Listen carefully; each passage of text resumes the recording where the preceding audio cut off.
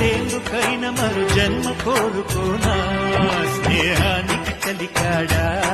దోస్తీకి సరిజోడా ఏళ్ళెదిగిన పసివాడా ఎన్నటికి నిన్ను వీడా ఎన్నేళ్ళో గడిచాయి ఆ గురుతులనే విడిచాయి వయసంత మరచి కేరింతలాడే ఆ తీపి జ్ఞాపకాలు కలకాలం మనతోటే వెన్నంటే ఉంటాయి మనలాగే అవి కూడా విడిపోలే